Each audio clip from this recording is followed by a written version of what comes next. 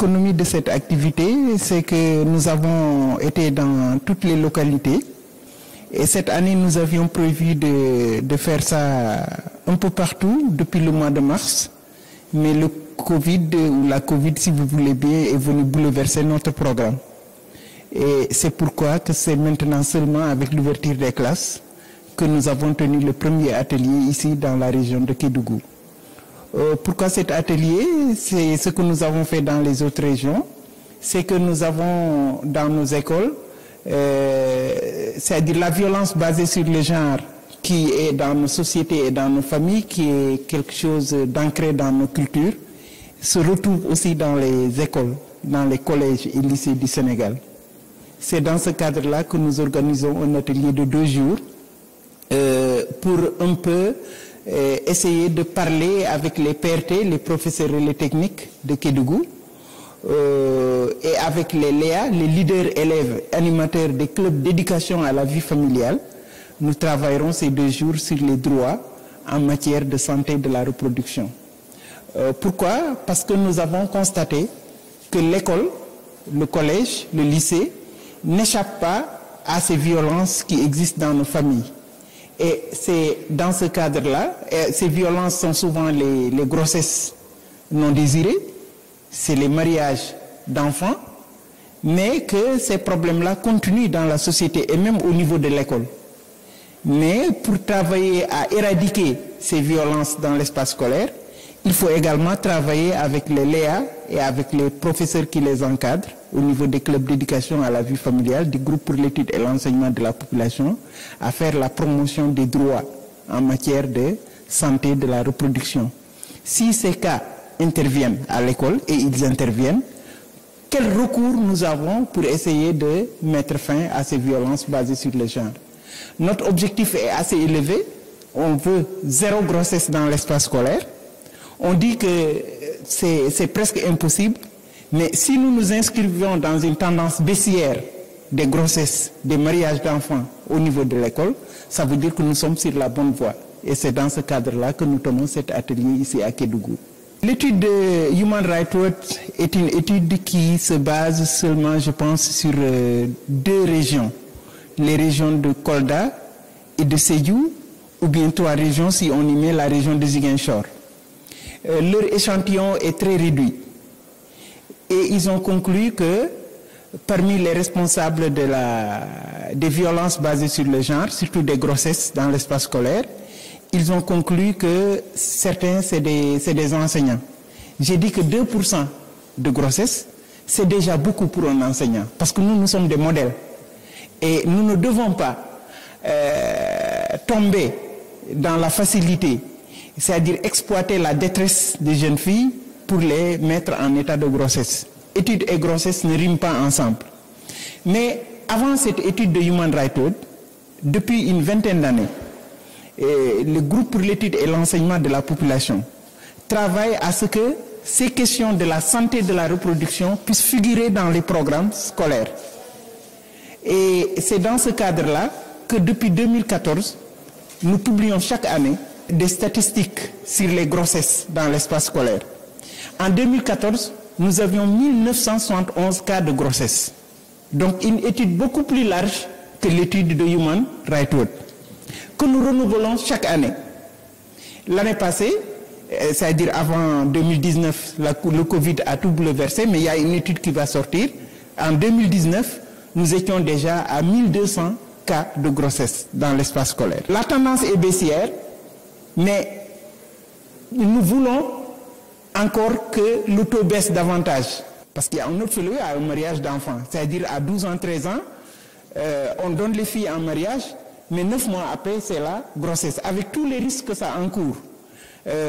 Du point de vue santé, du point de vue capacité de reproduction, etc. et tout. Mais souvent, quand ces grossesses-là surviennent, c'est des études qui sont mises en parenthèse. Maintenant, bon, au début, je pense que quand le problème survient, on renvoie la fille. On s'est trouvé que ce n'était pas la bonne voie. Mais maintenant, pour sécuriser la fille, on la laisse à la maison. Et après la grossesse, on vient automatiquement l'inscrire dans la classe pour qu'elle puisse continuer les cours. Mais on s'est rendu compte que il faut mettre la sensibilisation pour essayer que ces problèmes ne surviennent pas dans l'espace scolaire. Maintenant, si ces problèmes surviennent, comment la société peut gérer ça? Quel recours on a du point de vue institutionnel? Vous savez que l'excision est interdite par une loi. Mais on s'est rendu compte que la loi ne peut pas tout régler.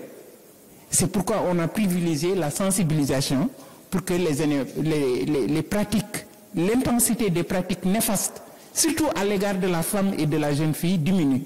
Et c'est dans ce cadre-là que nous tenons cet atelier dans cette localité de Kédougou que nous avons le plaisir de visiter et puis de venir travailler avec les coordonnateurs régionaux, les Amoutiyantoum, les Diallo, pour essayer, et avec les élèves, pour essayer de perpétuer ça. Mais surtout, ces élèves doivent être des relais pour qu'après l'école, parce qu'ils ont des familles, ils ont des amis, ils ont des associations de quartier, il y a les Badiangokh, il y a d'autres organisations qui nous tirent pour qu'ils fassent une coalition au niveau régional pour essayer de diminuer l'intensité de ces violences basées sur le genre. Pour nous, on a toujours travaillé avec Thioune ensemble. C'est une continuité dans le service. On continue. Depuis longtemps, on travaille dans le cadre des clubs OVF. C'est juste une continuité. Et Thioune, il est là pour nous aider à régler ce problème. Tout ce qui a comme problème, Thioune est là. C'est la personne ressource idéale pour les clubs OVF. 10 ans d'expérience, c'est pas à négliger. C'est des gens à mettre à côté qui vont coacher l'équipe nouvelle qui est là pour que là où il a laissé les clubs OVF, on puisse faire beaucoup plus. C'est l'objectif qu'on s'est fixé. Les collèges ou les lycées qui n'ont pas encore de club OVF, on va aller installer des clubs OVF dans ces écoles-là pour pouvoir mailler l'ensemble de la région de Kédougou, que ce soit les 3 départements, en club OVF dynamique qui pourront venir à l'attente des populations. Parce que les Léa qui sont là, que nous sommes en train de former, ce sont les générations futures. C'est les leaders de demain. C'est pas pour rien qu'on les appelle Léa. Pour faire ça, on commence d'abord par ce séminaire d'aujourd'hui, qui parle de violence et de grossesse en milieu scolaire, parle d'un phénomène très sérieux dans les écoles.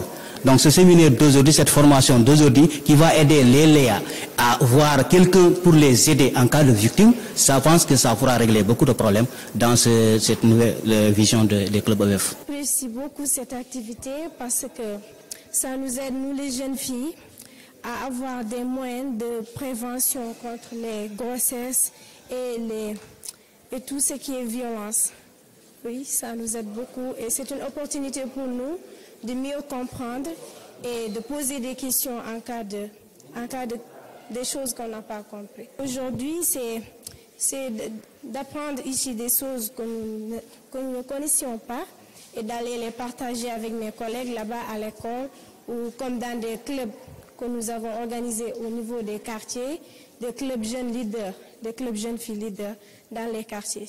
Ce serait pour moi une opportunité de partager avec eux tout ce que j'ai appris ici. Beaucoup de choses. D'abord, le fait que dans chaque collège et lycée de la région, on s'est débrouillé pour y mettre un club OVF. Et pendant ces 10 ans aussi, j'ai eu à faire le tour de tous les collèges et lycées de la région pour mener des activités de sensibilisation avec les collègues et autres. Et durant ces 10 ans aussi, on a eu à former beaucoup de Léa qui nous ont vraiment donné entière satisfaction. Parce que jusqu'à présent, que ce soit au niveau du CCA et d'autres structures, on rencontre nos Léa qui sont là-bas, toujours en train de mener des activités de sensibilisation et autres. Mais aussi, c'est 10 ans de lutte contre ces fléaux dont M. Khan vient de parler tout de suite. Parce que je me souviens bien, par rapport à la première enquête et autres, on était vraiment à des taux extrêmement élevés. Jusqu'à présent, on sait que c'est toujours le cas parce que notre dernière enquête nous a prouvé qu'on a eu 45 cas de grossesse dans la région de Kédougou pour l'année scolaire 2018-2019. C'est toujours énorme, mais quand même, on est en train vraiment de faire des activités de sensibilisation et autres pour diminuer un peu ces cas de grossesse-là. Autre chose aussi, le réseautage qu'on a eu à faire au niveau des différents établissements nous a permis vraiment d'avoir un réseau de PRT très dynamique au niveau de la région, même si nous sommes confrontés à un problème majeur, c'est qu'en général, nous avons une région où les professeurs, après 3-4 ans, ils ont des affectations, ils vont ailleurs, et c'est des jeunes enseignants qui viennent qu'il faut tout le temps former, ce qui fait que nous sommes en perpétuelle formation des PRT et autres.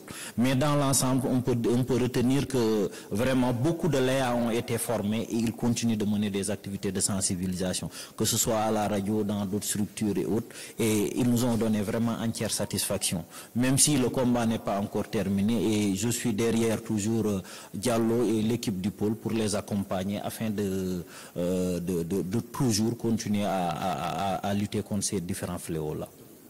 En 2012, il y a une de nos élèves qui était en classe de 4e.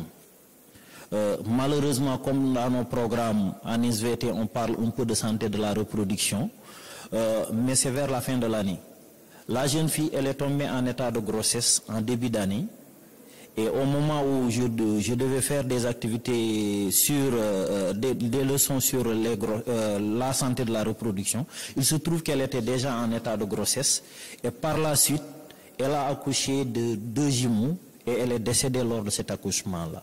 Sa maman, n'est-ce pas, n'a pas pu supporter cette peine-là. Elle a perdu un peu la raison, n'est-ce pas? Donc c'est fut vraiment un truc émouvant. Et depuis lors, je n'attends plus vraiment le programme. Dès le mois d'octobre et dès les classes de 6e, 5e, on commence à mener des activités de sensibilisation. Ce fut vraiment une douleur intense qui m'a marqué à jamais, n'est-ce pas? Donc pour dire que vraiment c'était très douloureux.